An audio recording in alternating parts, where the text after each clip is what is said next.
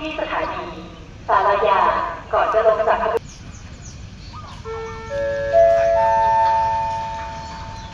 ขบวนรถธรรมดาที่257เมื่อออกจากสถานีสารยาไปแล้วจะหยุดรับส่งผู้โดยสารที่สถานีวัดสวรรค์เป็นสถานีถัดไปครับ